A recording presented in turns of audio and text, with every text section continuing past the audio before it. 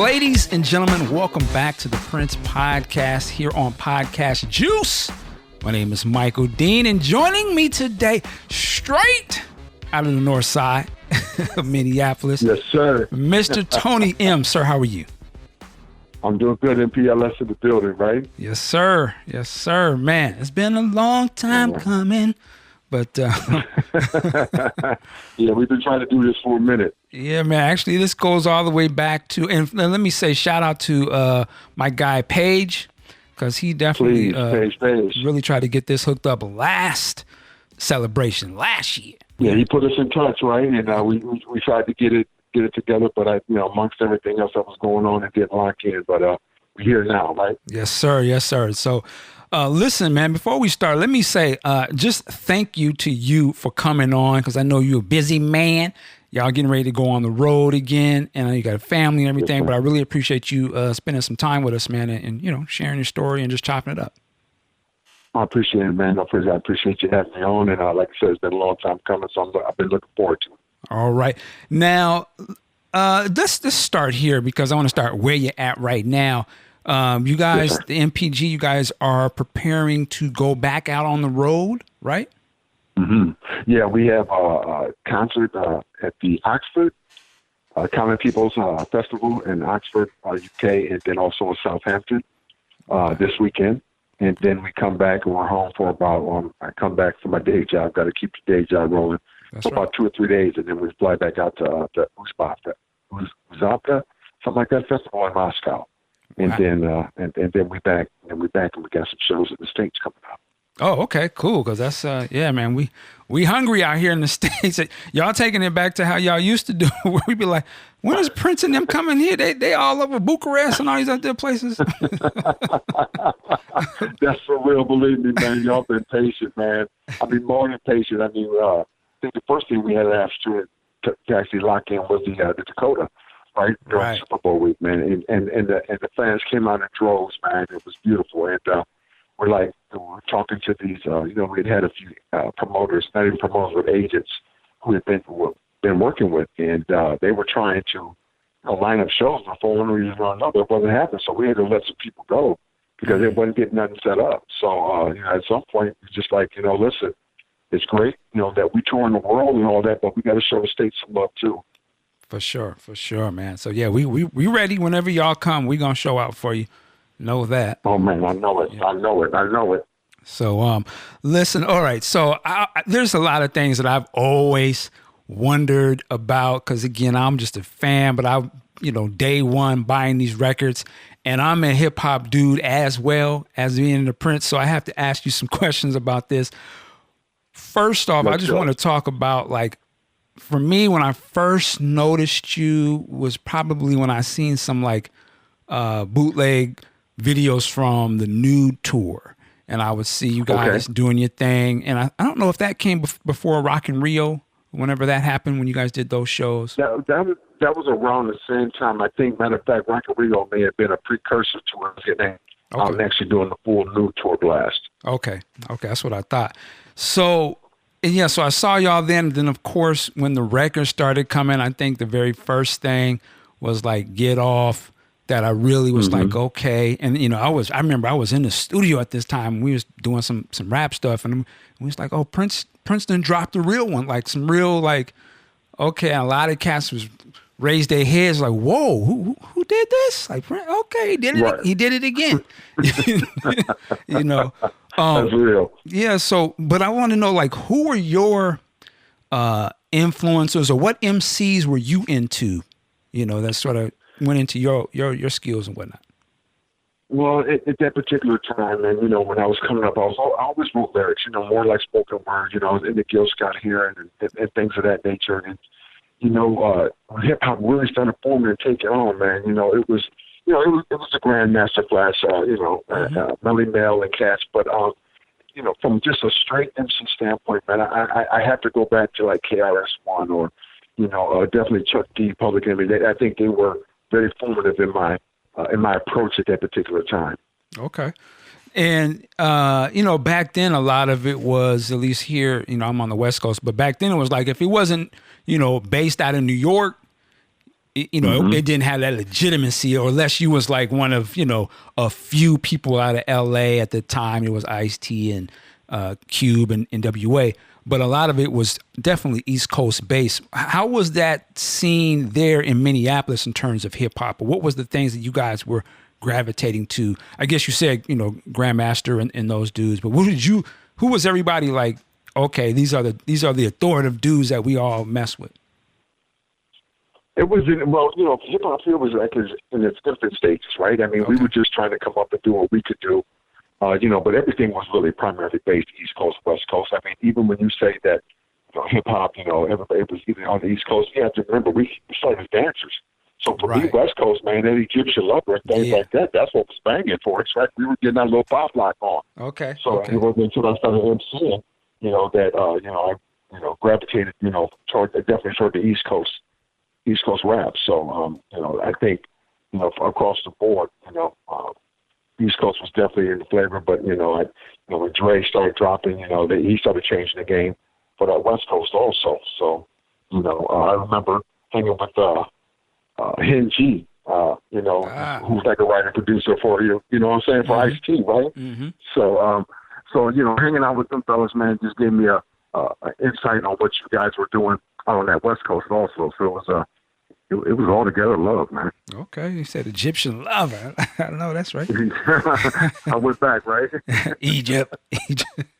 That's right. That's right. And you know, looking at like the stuff you guys did in the Purple Rain movie, you know, that was obviously heavily influenced by, you know, pop locking and things of that nature. Were you guys obviously big, known as the cats that was always dancing out there? Oh yeah, absolutely. Especially here in Minneapolis, man. I mean, we were one of the crews that, you know, would always show up and show out. You know, it didn't matter what club it was. We gonna come up and we gonna get it in, right? And you know, the battle was on, and that's just what we did. We went from club to club, but you know, our home base was First Avenue. Oh, okay, wow. What was what was this? You know, again, I'm outsider, but we all just saw Prince, you know, and the time. And I just figured you would go to Minneapolis and, you know, you step off the plane, you just hear that, you know, the horns, you know, and that style. But obviously, you know, there are black people there, and there's got to be that influence of just the overall culture of the dance and, you know, the neighborhoods and the music and stuff. And what was it like for you guys? How big was Prince and all that influence on you guys? Well, you know, growing up, man, again, you know, you got to take it back to the mid-'70s, early '70s, and, you know, leading up into the '80s, the African-American community was really small here. You know, you had North Side, you had South Side, you had St. Paul, you know, and that was primarily it. You know, everything else was the burbs or the boonies. And, you know, everybody was in their little, you know, had their little pockets, man. So I grew up, you know, watching Flight Time. You know, it wasn't the time. It was Flight Time. It was Jimmy Jam. It was Jerry Lewis. It was Batman, you know, at the crew. And then Prince had his Grand Central, right? You know, you had other bands, Cohesion, man. I mean, it went on and on and on, man.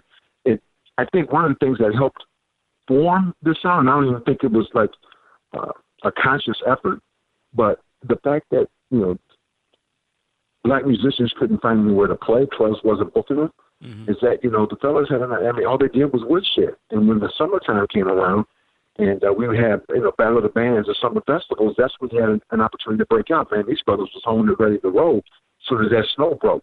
And it was time to get it in. So, you know, everybody, I think, you know, everybody knew about Prince. Everybody knew he was the prodigy. Everybody knew he was just like this crazy musician that did it all. But, you know, he was just another brother around the way here. Okay. You know what I'm saying? He was another cat, man. Catch him out hooping, balling, or whatever. It didn't matter. Playing some ping pong. Pool, it didn't matter. He was just another brother around the way amongst another a whole group of musicians that were just trying to do their thing back in the day. Wow. Okay. Now, I'm going to skip some things because you've told these stories before, and I hope I don't want to do that. We don't want to repeat things, but I want to wonder, okay, Purple Rain comes out. That's y'all first, you know, obviously international look that people see these cats. But I want to know, when y'all came back home, you know, I didn't leave home, but in terms of that immediate reception, what was that like? Knowing that they cut out some scenes or other stuff that you guys did in the movie, but what was it like back in the neighborhood when y'all was in Pro? I know y'all came back like, oh yeah, we did shit. who want to get it? Y'all had to be like feeling. Was y'all feeling yourselves, or was it like let's get back to work, or what was going on? No, well, I got to tell you, when you come back to the initials, you're feeling some kind of way, right? You feel a certain way about things. It's like, well, it's getting ready to jump off. It's getting ready to happen. And, we need to really take this serious and, stay on our craft. Because nothing was ordained, at that time. We had our break. He gave us a platform and he kept us busy for some reason or another. You know what I mean? It didn't jump off for us. Again, like I said, we paid dues for years before anything happened. But, I grew up, like I said, in North Minneapolis, right? And me and D or Kirk, whatever, we rolled through the hood, and it's just like, what's up, fellas? We went and played basketball at Phyllis Wheatley, the way, North Commerce Park. I mean, it was day to day. It was, it was our routine, man. That's just what we did. We went back, and that was primarily one of the reasons I know why Prince always stayed home, man, because it was home, and he could always be himself here. Okay. So, growing up, I mean, even when we were coming up in it, man, it was, there was always conversations about why don't you guys move to New York? It's going to happen for you here coming out of Minneapolis, and, we wanted to make sure we did it from here and represented MPLS. So it's for real. All right. And then, during this period, you said you're paying dues. You guys did like the Glam Slam video. Y'all was in the Madhouse videos. Oh, yeah, Madhouse. I mean, Jesse Johnson, I Want to Be Your Man. And okay. Wherever we could get in, yeah.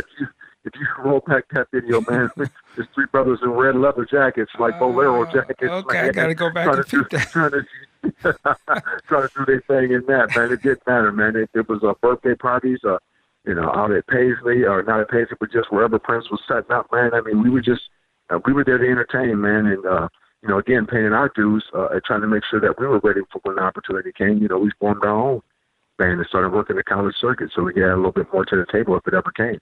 Wow. And what did it finally sort of click in where Prince was like, okay, y'all can be a part of the band, like, that getting ready for that, Rock in Rio and that whole sort of transition from the Graffiti Bridge and all that. What led to that? Yeah, I think it started breaking around Graffiti Bridge. We did Thieves in the Temple and stuff like that. Again, like I said, he always brings us in to do spot videos here or there. So we always felt like there was a connection. Like he sees something, although it hasn't locked in, but he sees something. And I think that's when it started to pop off at that time. Okay. What was those like initial rehearsals like? Because obviously, Prince has a work ethic that he goes hard. I mean, was y'all ready to jump right into that, or what was that like? Oh yeah. There was no question, man. I mean, we already knew what the work ethic was, man. And I think that's one thing he appreciated about us was our work ethic. How we went hard, man. We were grinding. Wherever it was, the Riverview Supper Club, and he would pop up, man, and we'd be there putting it in. And we started to expand from just dance routines to recording our own tracks and dancing to our own tracks, right? Our own vocals on the top of stuff. I mean, my man Damon, he posted a video on Facebook a little while ago, man. It was one of the dance routines that we did a split level. Oh, I saw it. Again, you see that? Yeah, so that kind of, those were our tracks and everything, man. I mean, that's kind of what we went from. Just being, pop like as pop showing up in the club to just trying to pull together, full shows and then eventually a band. Okay. And then like, what was it like that first session for you specifically when Prince is like, yo, I want you to rap on the song, like come in the studio and, get down.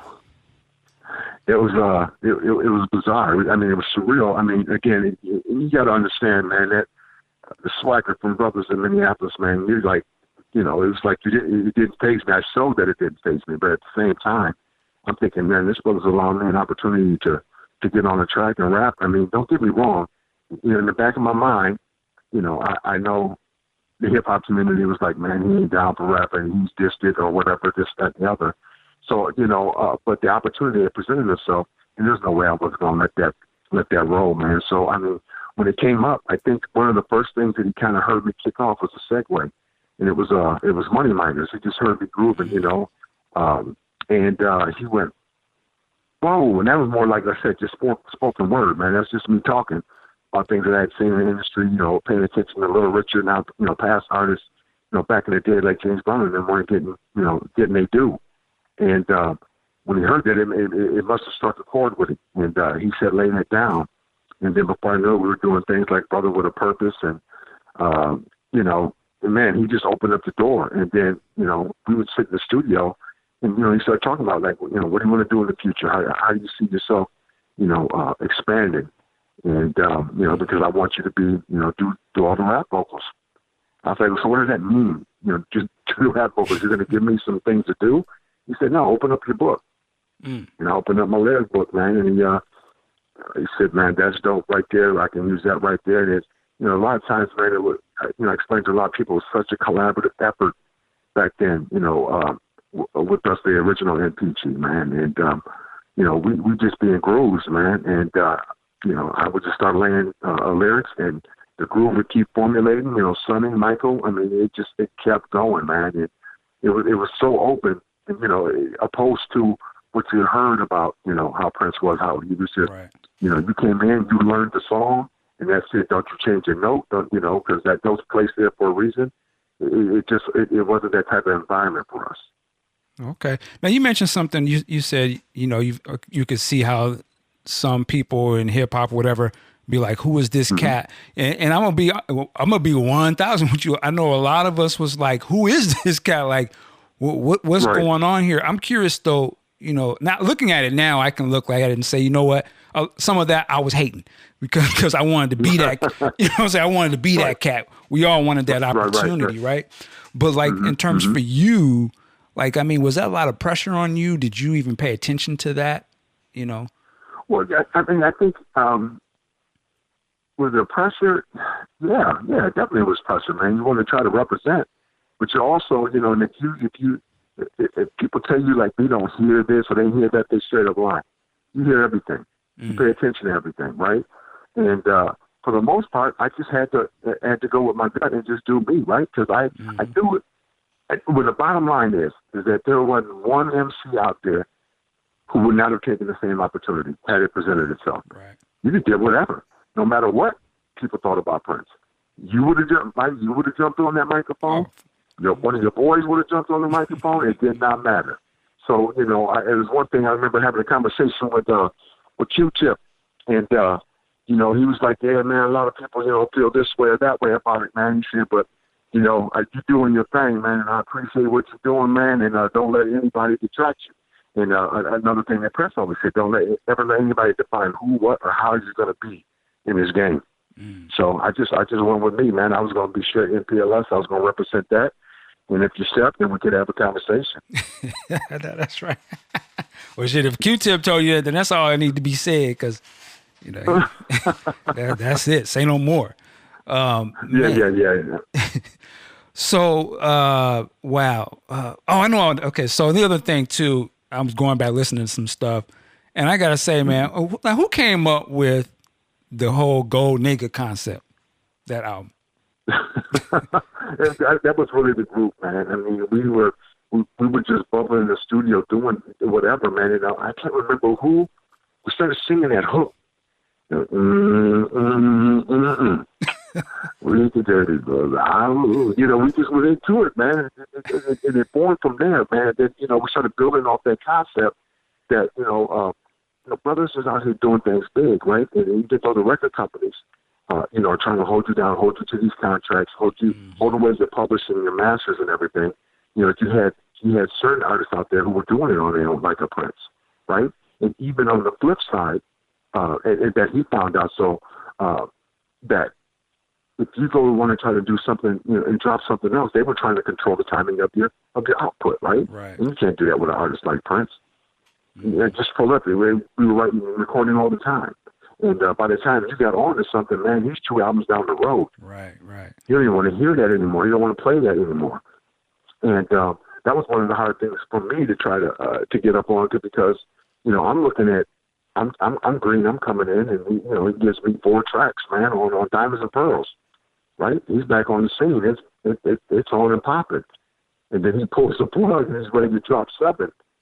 you know. And I'm thinking numbers. What? Don't put that just 3 more singles on that LP. You know what I'm saying? So I got it from a company standpoint because they're trying to milk that, and I understand how the industry basically has their funds allocated, you know, for their big acts, right? Like this might be Madonna's year. Prince didn't want to hear that. Prince going to drop Prince, right? Right. It might be Lionel Richie's year. Prince didn't care about that. Prince going to drop Prince because they have all their marketing dollars going toward that, you know, that big one, and that needs to ride for about 3 or 4 years. Prince wasn't feeling that, man. So a lot of that communication and stuff that we were doing through the Golden Age LP was based on that, and him wanting, you know, and going to the symbol. Yeah. A lot of people didn't, you know, wasn't up on that. Yeah, I was just thinking that album on one hand is so still timely because I was listening to Black Motherfuckers in the House. I was like, these motherfuckers clowning on this record, but it's so true. It was hilarious. I like they could put that out today. People would be mad as hell. Yeah, they would. Yeah, they would, man. And you know, I think, you know, the Black Motherfuckers in the House, you know, together. I mean, I think these are tracks that, you know, you could drop right now and it would still be perfect today. Yeah, no doubt. Yeah, I mean, like, and y'all used to do these. I for sure know y'all did Black Motherfuckers in the House. Y'all did that live too, right? Y'all were doing those songs live? Oh yeah, absolutely. Yeah, we did that out our show in Cadiz. We did a show in London, and I mean, we brought that out, man. And it's funny, man. When we go on the road, even now, I mean, those are songs that people are like going, y'all need to play this, y'all need to play that, you know. And the beautiful thing about it is that, you know, a lot of them are just like, you know, they love us doing the tribute to Prince, but, you know, they're like, hey, man, you know, do something at Exodus LP, do something from, you know, Music Time, you know what I mean? They want to hear that, you know. So that's what we're working to incorporate more of that, and also getting in the lab and putting in some more work. Okay, man, that's right. You know, we sometimes forget y'all album, the Gold Nigga one was the first MPG album. And obviously they have fire albums after that, but y'all was the first one. Like, you immortalized on that, man. For sure. Yeah, man. I appreciate that. Yeah, it was the first drop, man. And you know, it's funny is because when we were working it, we didn't actually know he was pulling together the LP. I mean, again, a lot of this stuff, man, was just us in the studio clowning. And I remember the day he walks in, man. I mean, even during that whole process, man, you know, he called me up. We'd be on the road, and you know, and you know, it's in the car for me, and I end up at Abbey Road studio recording. I'm like, what? Wow. And what we doing? You know, it was crazy like that. And at some point in time, you know, and it's just real talk, is that I kind of noticed and was keeping how things were going. And it reminded me of how the Time albums were recorded. And it was Prince and Morris, right? Mm-hmm. It wasn't the band, you know, and I wanted to make sure that, you know, we were, you know, as a group, pulling this together. I didn't want the album to drop and all of a sudden it looked like it's just, you know, Tony M and Prince, you know, co-written, you know, written by, you know, and, you know, everybody wanted to, you know, a piece of the game, man. You know what I'm saying? Okay. And we wanted to make sure everybody, you know, no matter what, if they wrote on it or not, or if they contributed in any way, they got publishing, they got writing, whatever the case may be, you know. So, you know, we talked about that a lot. And, you know, I think he respected me for that. I said I just didn't want to fall into what, you know, I know what happened, you know, during the time era, man. And, you know, brothers just came in and they were just hired musicians who came in and learned the songs. Right. You know, we all been living and breathing this, you know, that's all, you know, let's make sure we all get a part of this. Well, let me ask you this question because you brought it up and I kind of remember hearing about this, and I don't know if you can talk about it or not. You might know where I'm going. But in terms of like that publishing, you know, yourself and Levi, was there some situation where you guys kind of had to take it to a legal situation to like try to get the publishing on those songs or something? Well, you know, and I don't know if that was, you know, all P himself, but you had his accountants who were handling things, and you know, we weren't getting a response, you know, to inquiries about royalties, you know, and you know, P and I talked about it afterwards, you know, and you know that, you know, he questioned why we, you know, had to go that route. It was business. Again, when I left NCG and went to do a solo career, and Kirk and I formed MPLS Records, you know, we didn't ask for, you know, for anything, really, any favors, right? We're going to go out and do it our hustle. We're going to make it on our own, you know, and I feel like he respected that more than anything, right? And it wasn't like Prince, oh man, can you call up this label? You know, we're trying to do this, or I'm trying to put out this or that. And, you know, one of that, it was just like, you know, this is what to do, right? Based on what we had done in the past. There was no more than that. It was accounting. It wasn't personal. You understood that and respected that. Strictly business, basically. Is that what you're saying? Yeah, it was, man. Again, like I said, I didn't ask for no favors. I didn't ask for no handouts. I didn't ask for nothing. I was just, we're going to make this roll on our own. It's going to sink or swim. It's going to be on us. Now, and also, too, because I remember to see you pop on other things. Can you talk to me about using that video, Martika's Kitchen, right? Yeah. Prince, at the time, yeah, he was rolling with that, man. And I remember hearing the first of that without Martika on it. And, you know, because you just sit in the studio and the tracks will come on and be like, man, what is that? He said, yeah, I got this artist, man, Martika, that was going to put something on it. We'll have her jump on it. She's going to do lyrics. And I was like, what? He said, yeah, no doubt about it. Before I knew it, I was out at A&M Studios, man, recording with Martika, man, and there was a video. Yeah. And, you know, it was always little spot projects like that, man. It just came up like Hoop Dreams was another thing, that, you know, that came up. The Deacon. And, The Deacon. Is that what they called you? Yeah. Just changed it up. Didn't want to do Tony. Might as well make AK Deacon, because that was the thing that we'd always say, you know, watch it, Deacon. Oh, you know, okay. So that was kind of like a little moniker I went through. You just unlocked a little mystery there, but okay. Yeah, so, you know, doing that, I did that with Paul Peterson and Ricky Peterson, okay. you know, St. Paul. Okay. Yeah, did that with them, man, and, you know, just little things like that. It just kept me rolling, trying to keep me, you know, independent and creative, and still being able to keep, you know, stay creative and stay in the game for a minute until I got tired of it. Before we get to that, yes, so, I mean, there was a lot of people coming through there. And, you know, for us as fans, you know, there wasn't too many tours in America, so we would watch the videos, right? The home video releases, 3 Chainz of Gold, and this, and that, and the third.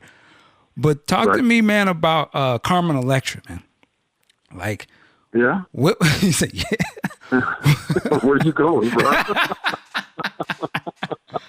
Well, I mean, like, there's you know, both of y'all were rappers, right? Y'all MPG Records, y'all was rapping. I mean, did you work, and I can't remember, that's why I'm asking, but did you work on some of her stuff? Did you write some of that or any of that? Yeah, Levi and I actually, we wrote and produced her first LP, actually. Oh, okay. You know, we brought in Lonely Love and everybody. We had, you know, a bunch of tracks that we put together, and Prince pretty much put us in charge of doing that first effort, you know, for Carmen. I remember when she first came out, I remember she was just like a backup singer and dancer for Robin Power. And that's the name back from the Graffiti Bridge, right? So yeah. Robin had her group. And, you know, Prince, you know, saw, her name is Tara Patrick. He saw Tara's, you know, talents and said, hey, man, I think there's something I can work with. And he started to, you know, form her and start to, you know, school her on the business, man, and bring her in. And, before we know it, she was on the road getting it, man. And, you know, Prince allowed Levi and I to get in and work on that particular initial release at first. Okay. And man, you kind of threw me off there. You mentioned Robin. But like, how many other people were coming through there, other artists? I mean, I was going to ask you about Maite. That's what I wanted to ask. I wanted to ask these questions. I saw this, somebody recently talking about this. So on that 3 Chainz of Gold, you know, home video thing, you know, the narrative, and I assume it's just a narrative that's made up, but you can let me know. Was the band actually really feeling like, who is Maite? We don't understand her place here, or was that just for show? No, man. I mean, you know, it's funny because, you know, in every story you see, man, there's slight truth, and a lot of it's, you know, fluff and made up stuff. But, you know, at that particular time, when Maite came aboard, you got to understand that, like, Kirk and I and Damon, we basically gave the Prince the tape of Maite, because we met them out. We were doing a show, I think we were in Frankfurt, Germany. Yeah. And we met her mom and dad, and we were all out talking, and, you know, and that she says she dances and whatever, and Kirk, you know, gave Prince the tape. And before we knew it, Maite was out on the road with us. And, you know, and Rosie at a particular time was just, you know, she was about to drop her solo stuff, so she had kind of left the group.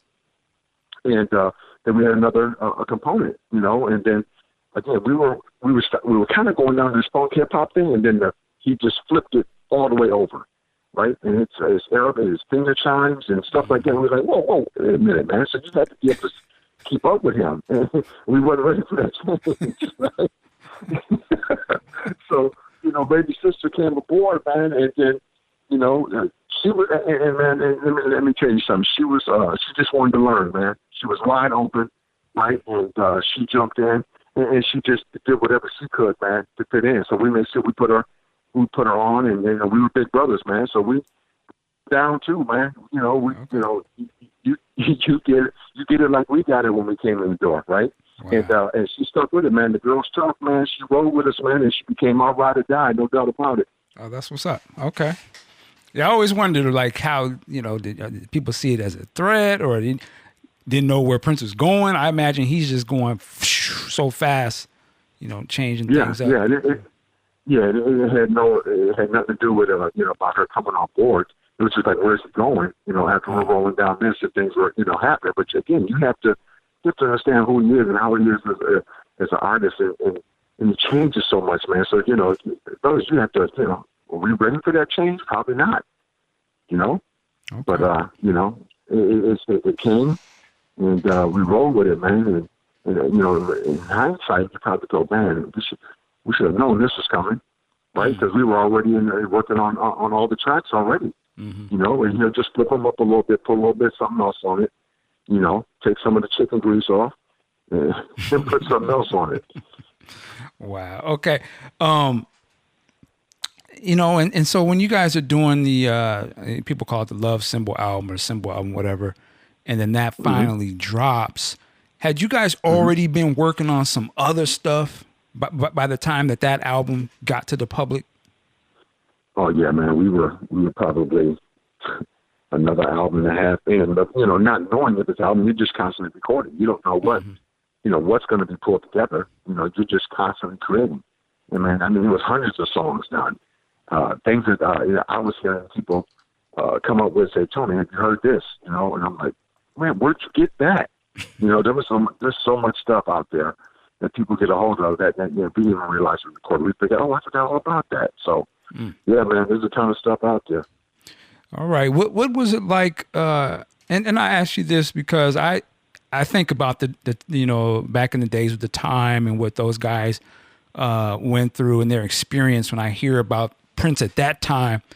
And, you know, I'll be honest, sometimes I look at that and be like, man, you know, everybody was young, and, you know, people, you never know what people go through in life. But I was like, I look at some of that and I'm like, some of that stuff was kind of funny style. But I mean, it is what it is. We all have our thing in life, right?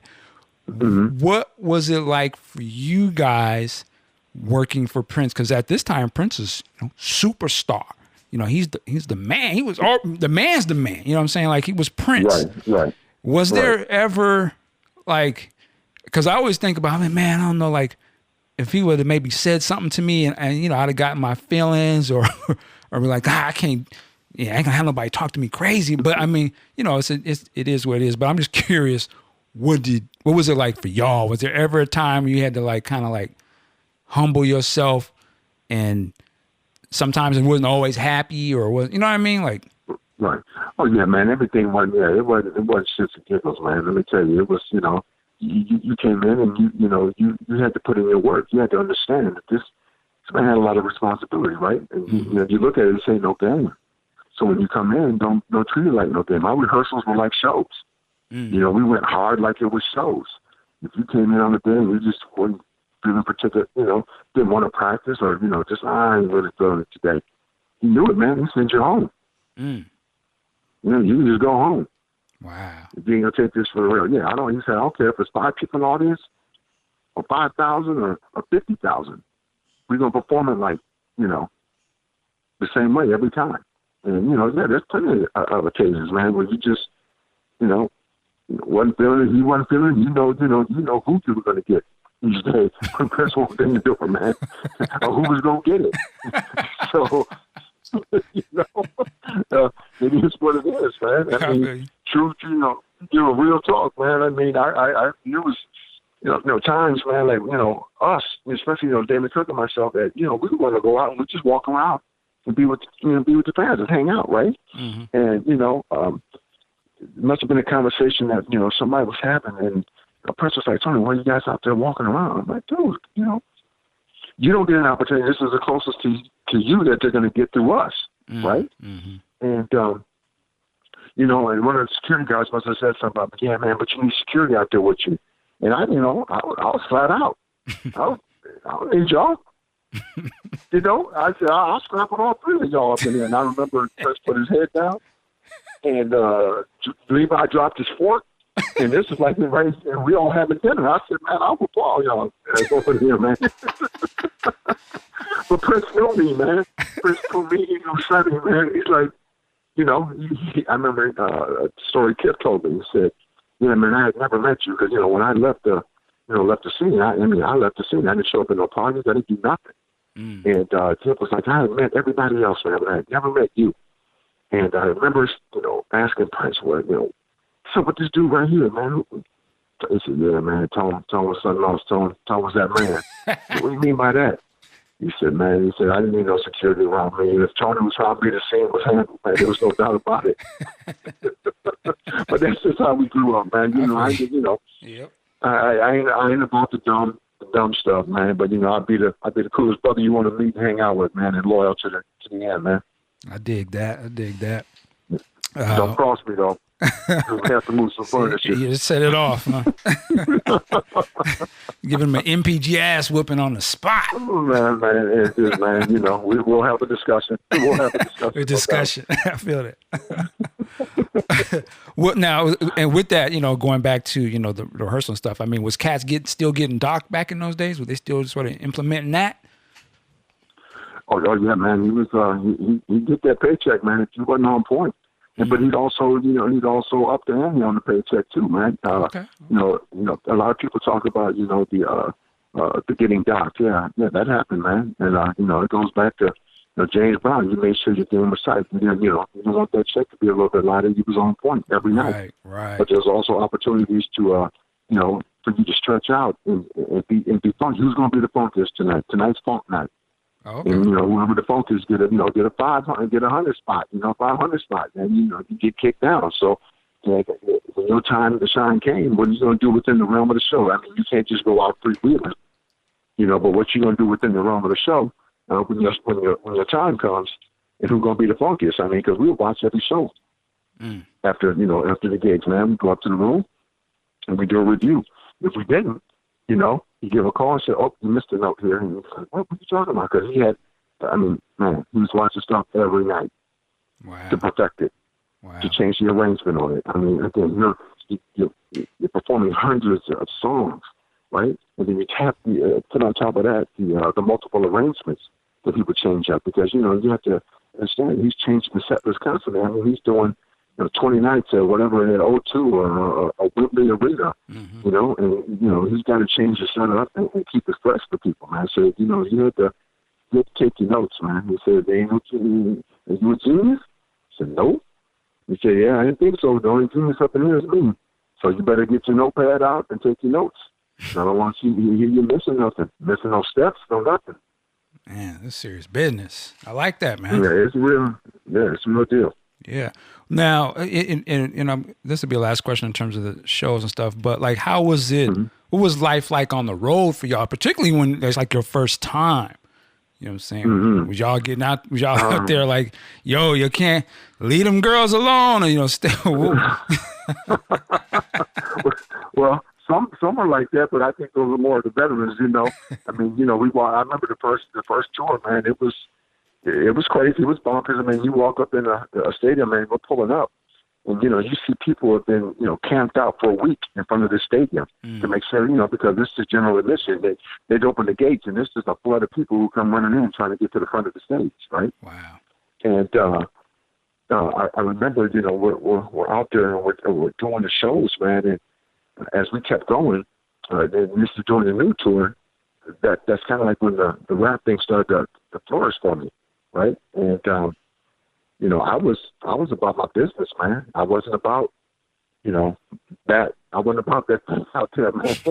And I was parlaying, that into more mic time and more stage time. Okay. So that again, I remember talking to Levi. I said, "Tony, you weren't playing around, man. It wasn't about them girls out there. It was about how can I better myself or put myself in a better position." Tight. Yeah, that's dope, man. Because I know if it was me, I'd have been a straight fool, like at least the first. I'm like, I'm out here with Prince. I went, Well, yeah, it was crazy. It was crazy, man. There's no doubt about it, man. But anyway, what you said, you got to the point where you had enough. Like, what got you to? Yeah. What was that about? I mean, why did you have enough?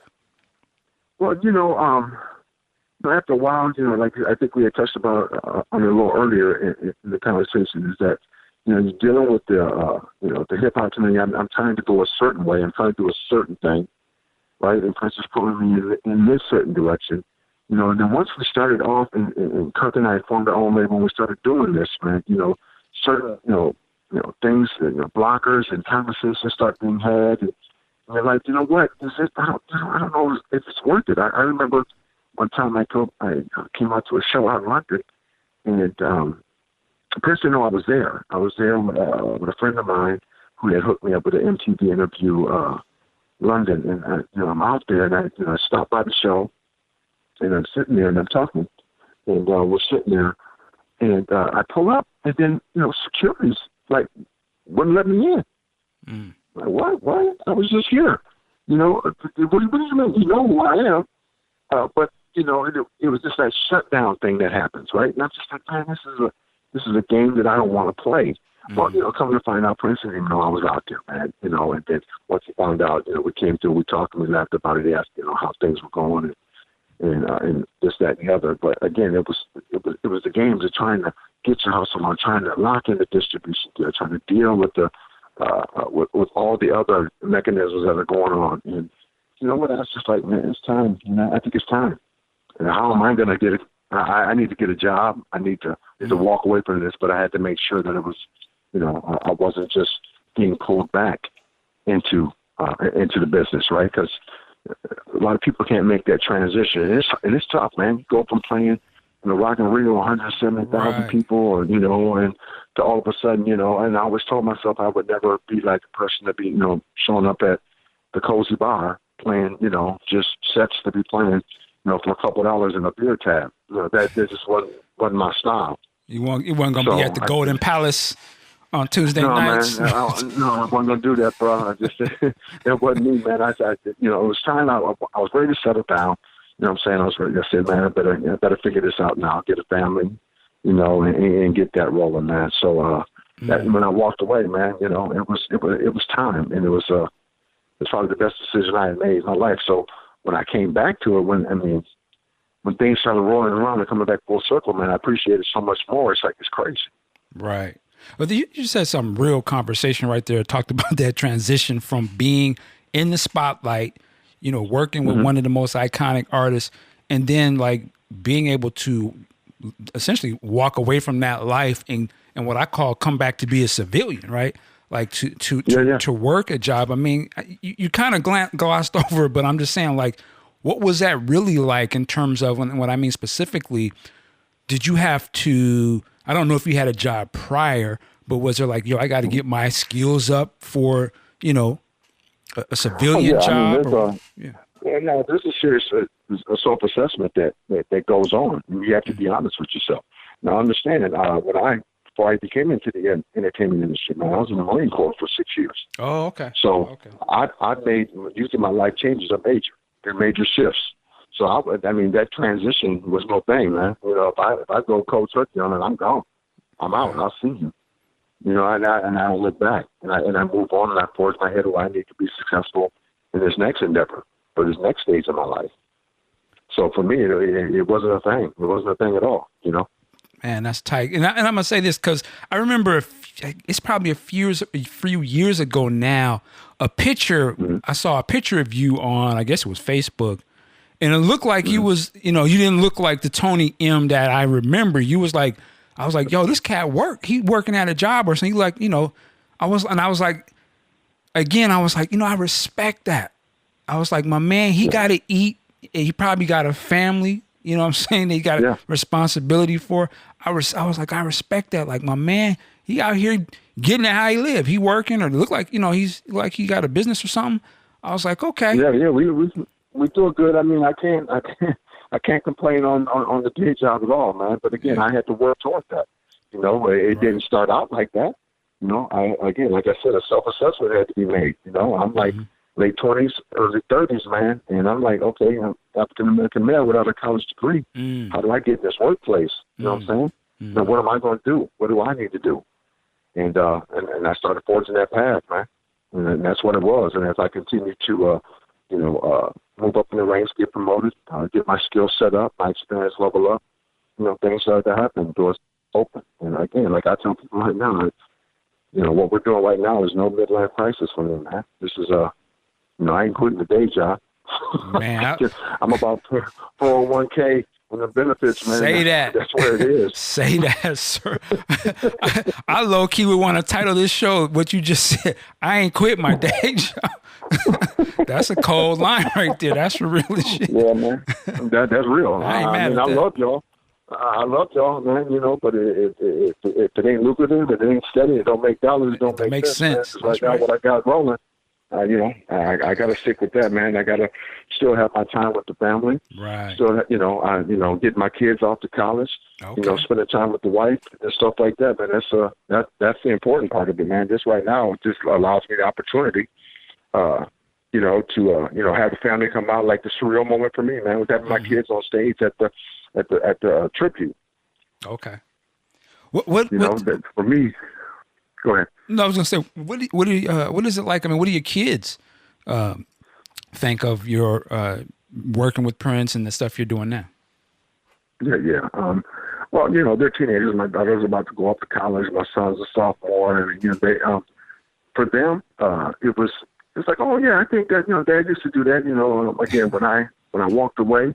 I put up all the plaques. I put up all the awards. Okay. None of that stuff. That stuff was packed in boxes under the house. Nobody knew anything about them. All the posters with me and P on them and all that stuff. The kids never saw any of that. And my wife had told me the story that she was, she must have been doing her laundry downstairs, and my daughter was tooling around the basement. We hadn't finished it yet. She was on a tricycle, and she must have rolled past this little cubby area where they had a lot of this stuff stashed, and she saw a poster. It was from the Seven album, with all of us sitting on the boxes and Mike Kane, standing up front, Yeah.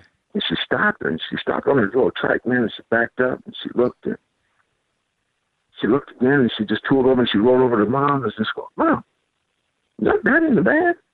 and that was kind of her thing. I mean, they didn't know anything about it. And wow. So for them to, I remember when the tribute happened and, I brought, the kids were coming and, their thing is, Migos and, Beyonce. Right. That's their thing, right? It ain't bad. And I remember we got them a limo and everything, so they did the star treatment. I let them really roll like it was, big time. And my daughter rolls in and she looks at the arena filling up. Mm-hmm. She said, Dad, wow, this is like Beyonce. I'm like, well, yeah, it's like Beyonce, baby. That's exactly what it is. And I remember talking to the security guy, man. I already told my wife, I said, listen, we're going to bring them up on Housequake because that's usually a partner in the show that we bring people up on stage. And they go, don't tell them a word, don't tell them anything. Mm-hmm. And I'd already peeped up the security people, and I said, here's when my kids are sitting. Make sure you bring them over to the side. And, man, just to look on their face, when they were coming up on stage, and my daughter looking at me the whole time going, I hate you, I hate you, I hate you. Because they were put on this spot, man. Right. And my son, he jumped right in, man. He jumped up on somebody and just started dancing. I said, there you go. He wasn't playing around. But, nice. For me, again, that's a real moment with having that full circle and for them to see what Dad, a taste of kind of what Dad used to do. Mm-hmm. For me, that was, it don't get no better than that right there. Yeah, that's amazing, man. Wow. Yeah, I mean, it's going to be interesting because, again, you're immortalized on some classic videos, and I would imagine at some point, it may be even your grandkids. I don't want to put that out there now, mm-hmm. but I'm just saying, but like, right. But it might be a time when is that granddad? That look like granddad. You're going to be looking on something and they gonna see you 23 positions in a one night. They're like, yeah, boy, I used to be out there doing it, boy. I used to do it like that, man. I remember when we came out, people were watching the tribute show, and it came time to do Sexy Meth, and I'm thinking, I used to go. I would go in. Right? I go in. I would go in. I'm thinking now. I'm in the back of my head. I'm like, what am I gonna do? My kids are sitting in the audience, right?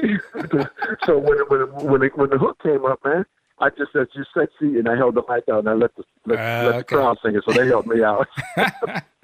Right. I had to think about it differently, right? I was like, man, this is crazy. Yeah.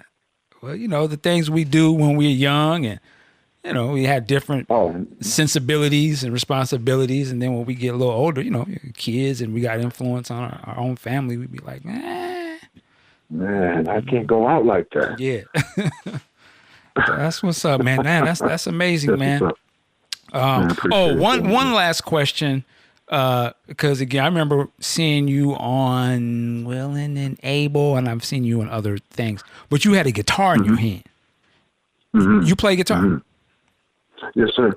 Okay. I do a little bit on it, man. I mean, again, those are some of the things that we went back and kept honing our skills during the time that we weren't going on the Sign of the Times tour or the Purple Rain tour. We were trying to bring other things to the table. And I remember we were doing a show at a spot called the Riverview Supper Club in Minneapolis, man, and Prince showed up. And we didn't realize, man, that we had the full set like that. And, he looked at us and he said, man, before he knew it, we were into a certain song and we were doing a dance routine. And he asked us to bring Robin up on stage. We brought her up and let her do her thing. But he said, man, y'all kind of funky, man. And, we appreciate it. But again, as I said, we kept getting dropped off at the bridge. But, I mean, man, it was just leaving us, man. We were like, dude, we got to do something. But we got to go make it happen ourselves, right? And so that came about of that, man. I mean, I was at stage bands at North High with my man John Simpson and played with Andre Simone, my man James Magoo, who's like production manager for Beyonce, who was a production manager for Prince also, man. And we had our own little stage band at North High, man. So, I mean, that was something I had always done. But again, like I said, man, growing up like that, I mean, for me, it was all about hooping and playing football, Never in my wildest dreams did I think music would be, one of the biggest things that happened in my life. And let alone being with artists like Prince and touring internationally like we did. That wasn't even a thought, bro. I mean, it's just something I like doing, But my love was playing hoops, So, yeah, that's what it was. And your family is from Minneapolis? Your mom and them all stay there, or? Yeah. My mom's is still here. Okay. My sister, and most of the family is here, man. And so still rolling north side. All right, cool, man. Listen, yes, Mr. Tony Mosley, Anthony, on your government name. Man. Yeah, don't do that. My mom called me like that, and we should get mad at me. So. But I really appreciate you coming on, man, and chopping it up. Like I said before, I was always looking forward to this. And you dropped some stuff for us to think about, man. I think that whole transition and, working it like a job, it is a job, goddamn. We got kids' responsibilities and generational stuff we want to pass on and things. That's right. And I really respect it. Just examples. Examples you want to set for them, man, right? I mean, you got to forge a path and let them know that, you can do anything you want and be anything you want. But again, you got to focus, got to have a focus, got to have a drive. Okay. All right. Yes, sir. Yes, sir. All right. And when you guys go out on the road, when is the first show? So, like I said, we leave Thursday for Common People in the UK, and then we come back, head to Moscow the following weekend. Then we're back for a minute, and we have a couple shows like Wisconsin, and then we're starting to line up some stuff. You'll be seeing the announcements. There will be some things in the States pop up, and then we head back out for like a 2-week stint at the end of July into mid-August. Back over in Europe again, but we're sprinkling in U.S. dates in between that. All right. Well, they out there. So get ready, man. I better see you in the house, bro. Yes, sir. What y'all used to say back and say, don't come to the show. Right. No, come on now. That was Pete. Okay. We want y'all to come to the show. I was like, damn, they getting that crazy. They said, don't come up. We're like, That crazy? No, man. I know Prince can say whatever he wants. We're realists. We understand, man.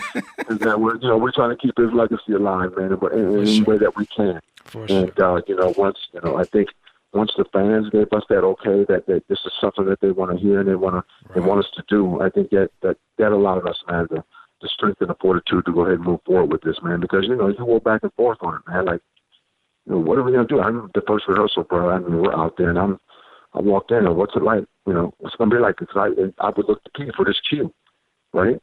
Or this certain thing would happen, and he'd be right there, and then now it's just us, and it was a moment, man. He had to figure it out, man. But we feel like he's looking down on us, man. And I think I hope and I think he approves of what we're doing because we're staying true to form.